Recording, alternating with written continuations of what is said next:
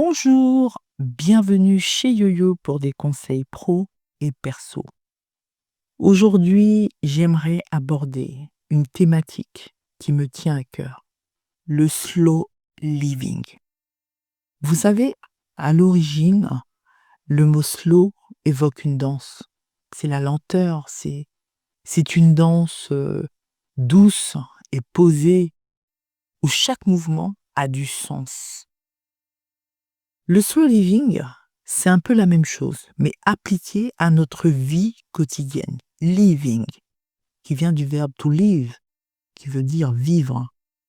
Et donc le slow living, en fait, est une philosophie de vie qui consiste à se détacher de la culture de l'urgence. Vous voyez, la culture de l'urgence, où tout va vite, on est toujours dans l'urgence. Et à renouer avec la patience. C'est un mode de vie, le slow living, qui nous invite à ralentir, à ne plus laisser les réseaux sociaux ou le rythme effréné du monde moderne nous consumer.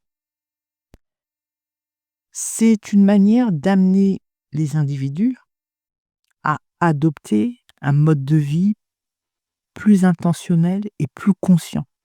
Voyez,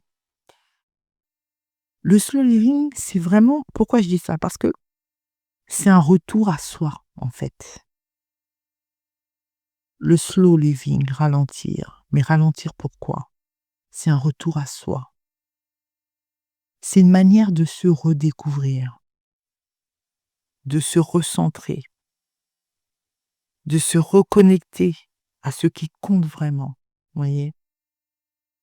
Le slow living, c'est vraiment apprendre à gérer son temps plutôt que de le subir. Alors, je dis pas que tout le monde subit le temps. Non, non, c'est pas ce que je suis en train de dire. Pour parler peut-être de manière plus générale, je dirais qu'on court tous après le temps. Mais si on s'arrêtait un instant, juste pour reprendre les rênes. Parce que le temps, c'est pas lui qui doit nous gérer, c'est nous qui devons le gérer. C'est la raison pour laquelle il y a des... Vous voyez, quand on parle du temps, on parle d'organisation, on parle d'objectifs, on parle de to-do list, on parle de mémo, on parle de... Vous voyez?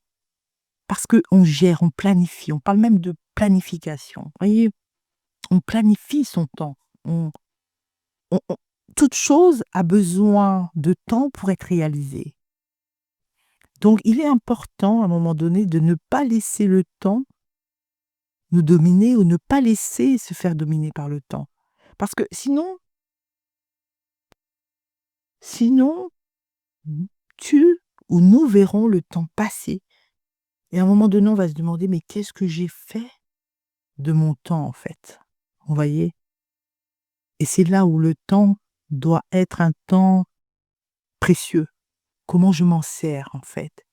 Et le slow living, en fait, c'est vivre le moment présent sans se laisser dominer par la course permanente du toujours plus.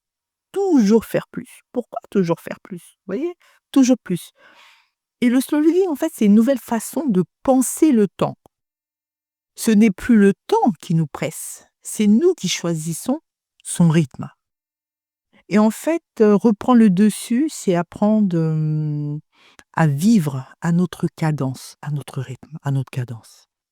Parce que le slow living, c'est vraiment l'art de vivre pleinement, mais doucement. Doucement parce que quand on fait les choses doucement, pleinement, lentement, on donne du sens à tout ça. Et vraiment, le slow living, c'est l'art de ne plus courir, et je le répète, après le temps, mais de marcher avec lui, de faire du temps son allié. Vous voyez? De faire du temps son allié. Et pourquoi adopter le slow living? Parce qu'en fait, nous vivons dans une époque où tout va vite. Les notifications, les deadlines, les comparaisons, les attentes, et j'en cite, et j'en laisse. On court sans vraiment savoir vers quoi. Et parfois, on oublie simplement de vivre. C'est ça que j'ai envie de vous dire. On oublie simplement de vivre. Le slow living, c'est vraiment une réponse douce à ce tumulte. Et je pense que beaucoup de personnes vont dire: «Beh, finalement, j'adopte déjà le slow living» et puis il y en a d'autres qui vont dire: «Ah, j'ai besoin d'un moment donné, de me retrouver avec moi-même». C'est vraiment le slow living, c'est vraiment c'est choisir de faire moins mais mieux. Alors je dis pas de travailler moins et mieux, hein, c'est pas ce que je dis, hein, c'est choisir de faire moins et mieux. Des fois, on en fait tellement qu'on s'oublie, en fait. Vous voyez ce que je veux dire? On en fait tellement qu'on s'oublie soi-même et en fait, le slow living, c'est aussi accepter que la lenteur n'est pas une faiblesse, mais une forme de sagesse, en fait. Slow, la lenteur, n'est pas une faiblesse, mais une forme de sagesse et en ralentissant, on donne du sens à nos gestes, à nos relations et à notre présence, vous voyez? On retrouve vraiment le plaisir de prendre du temps, de prendre son temps, de respirer, mais aussi de savourer, en fait. Alors la question, peut-être qu'on peut se poser, c'est comment pratiquer le slow living au quotidien? Des fois, on peut dire, bon, on peut commencer sa journée sans téléphone, mais bon, quand je dis commencer sa journée sans téléphone, c'est quand on se lève, hein, vous voyez, hein, parce que je sais qu'après on en a besoin. Prendre le temps, quelques minutes pour soi, respirer, écrire, méditer ou simplement contempler, vous voyez? Prenez le temps, en fait, de faire des choses simples de la vie. Vous pouvez aussi vous créer un rituel matinal, ou un rituel matinal et du soir, comme vous voulez. D'ailleurs, j'ai fait un podcast, qui s'intitule le Miracle Morning où j'aborde le rituel, matinal et je pense que ça peut être intéressant.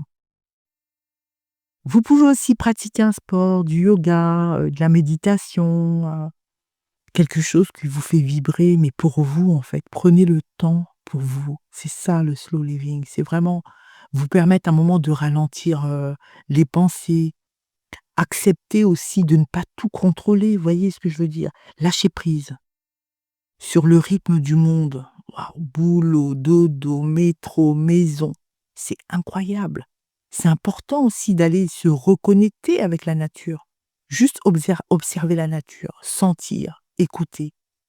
Parce que la nature aussi, elle nous enseigne la lenteur. Avec tant de beauté, j'ai envie de dire. Ça dépend quel paysage on contemple. Vous voyez? Il y a tellement de choses et je pense que c'est important. Parce que ça nous permet vraiment, comme je disais précédemment, c'est vraiment un retour à soi, c'est vraiment se redécouvrir, faire des choses pour soi. Même apprenez à vous masser aussi, à vous détendre. C'est aussi éveiller votre créativité. Vous savez, moi je suis aussi salariée et j'aime faire des podcasts. Faire des podcasts me permet de me cultiver, me permet de pouvoir, aborder des thématiques, réfléchir à des thématiques que j'ai envie d'aborder. En me cultivant, c'est aussi une manière, de transmettre ce que j'ai compris. Vous voyez? Je dis pas que j'ai la science infuse, mais ça me permet vraiment de transmettre ce que j'ai compris et comme je l'ai compris, vous voyez? Et j'en fais un podcast. Vraiment, le le les fois où on peut se recentrer sur soi, c'est nécessaire. Le recentrage sur soi, c'est très important et voilà, c'est vraiment pour ça que j'avais envie de parler du slow living,